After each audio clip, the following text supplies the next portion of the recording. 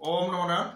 সকলো সনাতন ধৰ্মাৱলম্বী ৰাইজলৈ মই স্বয়ং পৰশুৰামগিৰি নাগাবা তৰফৰ পৰা বিজয় দশমী আন্তৰিক শুভেচ্ছা জ্ঞাপন কৰিছোঁ। লগতে মই কেইটামান কথা একদম থুলমূলকৈ মই ক'বলৈ মই গৈছোঁ, সকলোৱে যে মনোযোগী শুনে আৰু শ্বেয়াৰ কৰে। আজি বিজয় দশমী মহীশাসুৰ বধ হ'ল, অস্ত্ৰ পূজন হ'ল। অস্ত্ৰ মোৰ লগত আছে স্বামী পৰশুৰামগিৰি মহাৰাজ, পৰম পিতা পৰমেশ্বৰ সৌভাগ্য।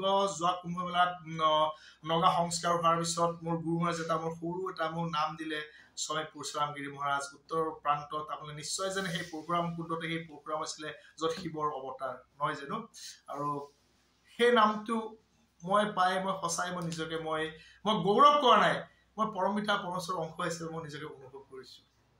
আৰু মই সকলোকে আশীৰ্বাদ প্ৰদান কৰিছোঁ, সদায় সত্য আৰু শুদ্ধ পথে আগুৱাই যাওক। পৰম পিতা পৰমেশ্বৰ সকলোৱে কুশলে মংগলে হওক তাৰে কামনা কৰিছোঁ। দ্বিতীয় কথা হৈছে, এইখন অসম ভূমি, এইখন দেৱভূমি, এইখন মা কামাখ্যা ভূমি, এইখন শংকৰ মাধৱৰ মিলন ভূমি। আমি শংকৰ মাধৱৰ মিলনক আমি মণিকাঞ্চন সংযোগ বুলি কৈছিলোঁ। কিন্তু সেই বাগদাদৰ পৰা অহা সেই বাগদাদী চাহ মীৰ মিলন নে কি, এই আজান ফকীৰ, সেই ফক্কৰ ফকীৰ যে যাক চকু কাঢ়ি দিছিলে ৰজাই, যাৰ আঁঠু কাঢ়ি সেই মানে নৈত সহায় দিছিলে ৰজাই, সেইজন আজান ফকীৰৰ এতিয়া নাম লৈ শংকৰ আজানৰ দেশ বুলি ক'বলৈ আৰম্ভ কৰিলে। সুযোগ লৈ আছে প্ৰতিটো মুহূৰ্তত এইখন অসমত, এইখন ভাৰতবৰ্ষত, এইখন দেৱভূমিত, এইখন তীৰ্থভূমিত এইসকলে। আৰু বৰ্তমান সময়ত আমাৰ স্বনামধন্য শিল্পী, আমাৰ এই অসমৰ আমাৰ বন্ধু আছিলে জুবিন গাৰ্গ। বৈকুণ্ঠগামী হোৱাৰ পিছত, মহাপ্ৰয়াণ হোৱাৰ পিছত একাংশই জুবিন গাৰ্গে গাই যোৱা দুষাৰ সংলাপ, মোৰ জাতি নাই, মোৰ কোনো ভাষা নাই, মোৰ কোনো ধৰ্ম নাই, সেইটোক লৈ সনাতনী সভ্যতা সংস্কৃতিক আৰু ধ্বংস কৰিবলৈ প্ৰয়াস কৰা যেন অনুভৱ হৈ আছে। সাৱধান মই কৰিছোঁ সকলোকে, সৎমাৰ্গ প্ৰদৰ্শন কৰিছোঁ, সজাগ হওক। এবাৰেই কৈছোঁ, সেই বাগদাদৰ পৰা অহা সেই বাগদাদী সেই ফকীৰ যিয়ে বেয়া দৃষ্টিৰে চোৱাৰ পিছত ৰজাই চকু উলিয়াই দিছিলে, নহ'লে কোনো মানে ভাল দৃষ্টিৰে চালে কোনো কাকো চকু উলিয়াই নিদিয়ে। আঁঠু কাঢ়ি নৈত মানে হেৰি কৰিছিলে, সেইজন ফকীৰে আছিলে আজান ফকীৰ। আৰু সেই শংকৰ মাধৱৰ মিলনক আজি শংকৰ মাধৱৰ এই অসমক শংকৰ আজানৰ দেশ বুলি তেওঁলোকে ক'বলৈ কুণ্ঠবোধ নকৰিলে। এই অসম ভূমি, এই তীৰ্থভূমি, এই ভাৰত ভূমি, সেই জুবিনে কৈ যে সংলাপখিনিৰ পিছত তেওঁলোকে হয়তো এনেকুৱা ধৰণৰ কৰিব পাৰে আমাৰ সনাতনী সভ্যতা সংস্কৃতিক আৰু থান বান কৰিব, যেনেকুৱা বিভিন্ন পন্থৰ জন্ম হ'ল।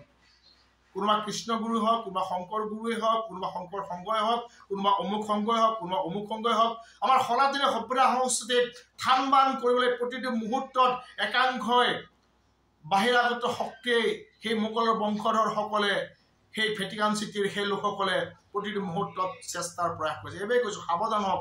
সৎমাৰ্গ প্ৰদৰ্শন কৰা এজন সাধু সন্ন্যাসী, এজন নগা সন্ন্যাসী হিচাপে এইখিনি কথা মই কৈছোঁ।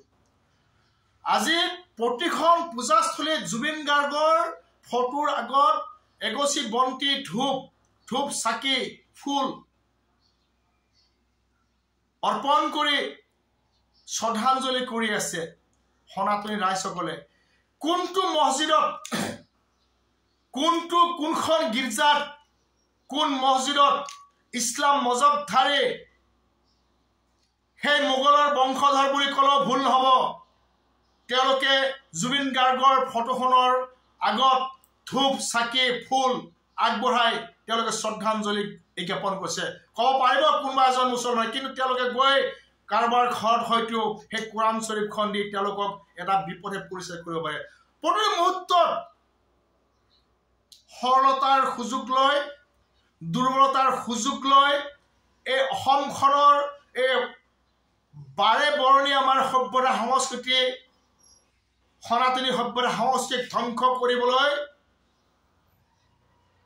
সিহঁতে কোনো ধৰণৰ কুটি ৰখা নাই, কৰি গৈ আছে। এবাৰেই কৈছোঁ, আপোনালোকে সজাগ হওক, সচেতন হওক আৰু থান বান হ'বলৈ নিদিব।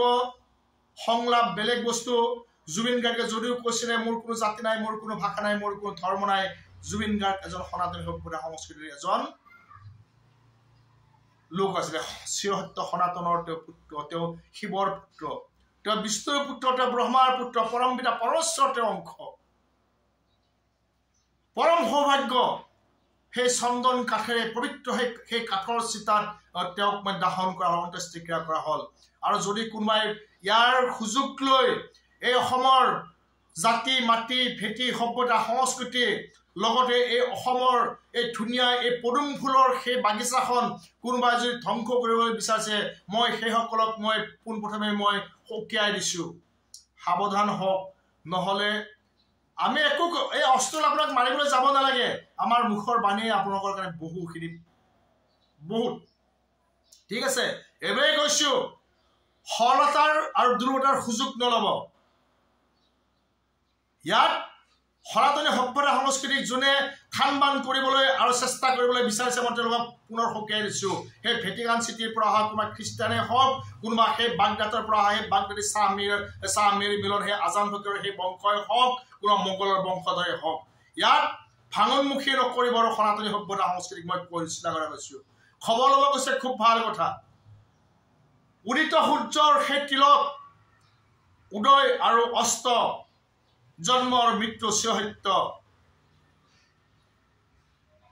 যেতিয়া বিবাহত আবদ্ধ হয় তেতিয়া সেই পুৰুষজনে তেওঁৰ পত্নীৰ কপালত তিলক লগাই দিয়ে উদিত সূৰ্য সত্য সনাতন শিৰত সেন্দুৰ লগাই দিয়ে আৰু যেতিয়া সেই স্বামীৰ বিয়োগ হয় বৈকুণ্ঠগামী হয় সেই উদিত সূৰ্য ম্লান হয় চন্দ্ৰমা অৰ্থাৎ শান্তি তেওঁক কেনেকৈ ধ্যানৰ মাধ্যমে তেওঁক জীয়াই ৰাখিব পাৰে সেইবাবে চন্দনৰ ফুটোৱা নিয়ম সনাতনী সভ্যতা এইবাবে মই কৈছোঁ যিসকল পত্নী স্বামীহাৰা হৈছে মই কাৰো নাম ক'বলৈ যোৱা নাই সকলোৱে বিনম্ৰভাৱে মই মাৰ্গ প্ৰদৰ্শন কৰিছোঁ আপোনালোকে চন্দনৰ ফুটক চন্দ্ৰমা অৰ্থাৎ চন্দ্ৰমাৰ শান্তিৰে আপোনালোকে পৰম পিতা পৰমেশ্বৰৰ ওচৰত প্ৰাৰ্থনা জনাওক আপোনালোকৰ স্বামী দেৱতাই যাতে পৰম পিতা পৰমেশ্বৰৰ ওচৰত কুশল মই তাৰে মই কামনা কৰিছোঁ জয় এখন জয় হিন্দু আৰু এই পদুম ফুলৰ এই বাগিচাখনক যোনে তছমছ কৰিব বিচাৰিছে সেইসকল মানে বিনাশ যাওক মই প্ৰতিটো মুহূৰ্তত এই অসম ভূমি এই ভাৰতভূমি মই পদুম ফুলৰ মই বাগিচা হৈ থকা মই বিচাৰোঁ ওম নমো নাৰায়ণ সকলোৱে শ্বেয়াৰ কৰিব জয় শ্ৰীৰাম জয় হিন্দু ৰাষ্ট্ৰ